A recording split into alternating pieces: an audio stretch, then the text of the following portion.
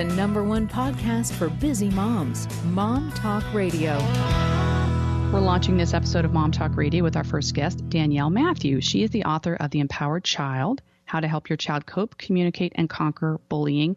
Danielle is a licensed marriage and family therapist with 20 plus years of experience, and her new book is going to be out on October 24th. Welcome to the show, Danielle. Thank you for having me. So now that we know our poll today is favorite candies, and yours is M&Ms, I'm sure you have a lot of listeners who agree with you. Tell us, first of all, the book is coming out October 24th. What inspired you to write the book? You know, I was bullied as a child, and so I had the feeling, the emotion behind it, and I was seeing a lot of kids that were getting bullied. In my last job, I'd get a lot of calls. I worked for an insurance company, and it was across the entire country, and they were coming into inpatient units because they were being bullied, and they did not, parents didn't know about it, actually, until kids were in an inpatient unit, and I was like, how can we stop this?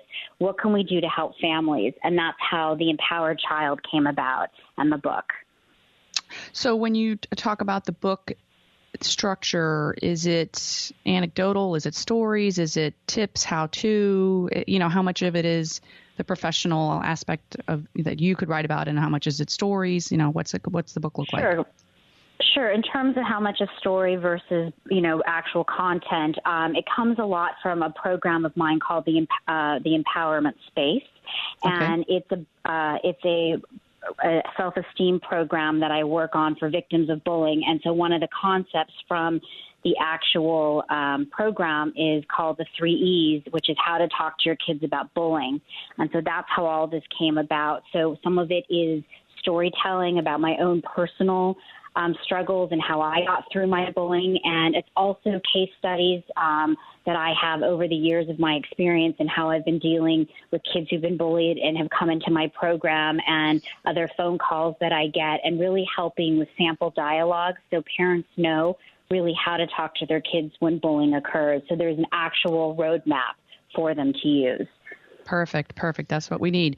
So the few warning signs, can you touch on the top 2 or 3 that if you suspect that your child's being bullied?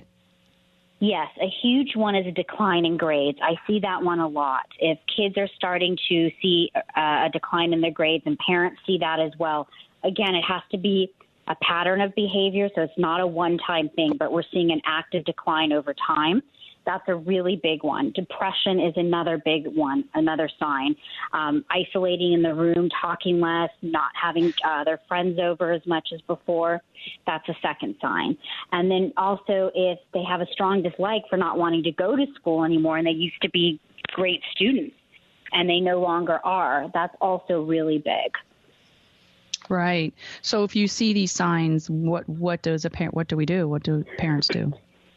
So this is what the book is about. It's called the 3 E's. We use empathy, empowerment, and engagement to talk to our children and address bullying. Empathy is really talking to your kid about, I'm wondering if you're feeling really hurt about the bullying going on at school, but we don't want to tell them how to feel. We want to ask them. We want to give them the freedom and the power to tell us how they feel. And once we establish how they're feeling about the bullying, it's really important that we empower them to come up with a plan of action. How do you want to handle this bullying? And they may say, Mom or Dad, I've got it. I can handle it myself. And my feeling would be, let them know that you know they can handle it, but you're still going to be there to guide them, because that's what we do as parents. We want to guide them and help them through and make sure they have a sound plan of action of what they're going to do. And then the third thing is engaging them and engagement. We want to have a follow-up to the plan and making sure we're checking in. Maybe there's a nice sacred time at night that you talk with your child about things, and you want to check in and see how the plan is going, and you want to have consistency in that. And I really think that bonds parents and kids more and gives kids the attention to be able to do what they need to do to take care of issues of bullying so they feel empowered, and parents stop feeling powerless and have an actual feeling of more power to help their children. Right. And you talked about this is all about our interactions with our children, but then how far do we go with the school? Like, let's say, I have actually 17, 15, 10, the middle and high schoolers. It's a different story a little bit, right? It It is different. In terms of talking to middle and high schoolers, a lot of that is relational bullying, which is the gossiping, ostracizing other kids, and bullying. That seems to be a lot stronger in middle and high school. And so you have to still work with your kids using empathy and empowerment and engagement, but it's going to be different because it's a different kind of bullying. So it's more, well, how are you going to respond on social media if on your Instagram account you're blocked from your friend's page and they start talking about you and then another friend tells you what's going on? How are you going to handle that? What is that going to be like for you? How are you going to respond on your own social media sites? What's that going to look like in terms of a plan?